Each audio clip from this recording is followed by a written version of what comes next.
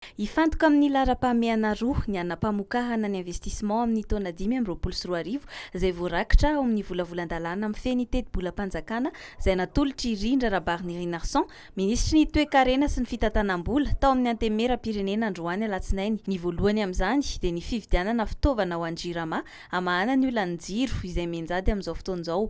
Ny faharoa kosa dia ny fividianana ireo masom-boly safiotra izay ahafahana mampitombo ny voka-bary eto amin'ny firenena. Ireo fandanimbola roa ireo dia efa tafiakatra mahery ny 2,3 ny vola ho ampiasain'ny fanjakana amin'ny anam-pamokarana amin'ny taona ho avy.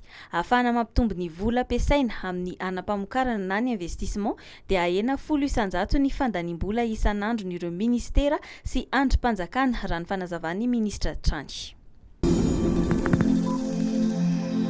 Anomboka rapitsy talata ka aharitra hatramin'ny 7 desambra ho avy izao ny fampelezan-kevitra ho an'ny fifidianana ben'ny tanàna sy mpanolotsaina izay ho tanterahana ny 12 desambra ho avy izao. Tsy maintsy mandalo eo anivon'ny voamiera mahaleo tena misahana ny fifidianana na ny seny ireo horonan-tsary izay alefa mba hitandrona ny soatoavin'ny fifidianana toy ny tsy fahafahana mampiasa ny hira-pirenena sy ny sainam-pirenena malagasy. Manana zohy vahiny eo anivon'ny haino manjerim-panjakana Foibe na eny amin'ny faritra kosa ny kandida tsirairay mba ahafahany maneho ny programany sy manentana ny vahoaka hividy azy. Ny filohan'ny Repoblika Andry Rajoelina no hitarika ny delegasiona malagasy mandritra ny fivoriana tsy ara-potoan'ny fiona nantapon'ireo filoham-panjakana sy ny filohan'ny governemanta ny firenena mikambana ao amin'ny SADC ho tanterahana atsy Harare, Zimbabwe ny 20 novambra izao ity fivoriana ity. Andray anjara mavitrika amin'ny adi-hevitra mikasika ny toetra rara politika sy momba ny fandriampahalemana anatin'ny faritry Madagasikara ho ny fampitam-baovaon'ny ministera ny raharaham-bahiny.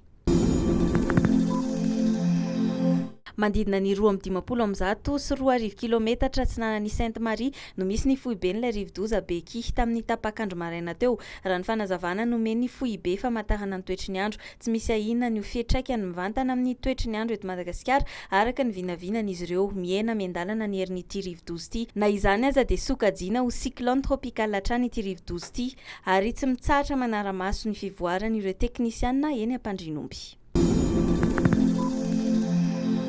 Tsy nahazo rariny teo anatrehan'ny Confédération Africaine ny baolina kitra na ny CAF ny fitarainana izay napetraky ny Fédération Malagasy ny baolina kitra momba ilay baolina maty ny Gambie tamin'ny minitra farany tao anatin'ny fanampim-potoana nandritry ny lalao ny fanandriana Madagasikara sy Gambie ny 11 oktobra lasa teo.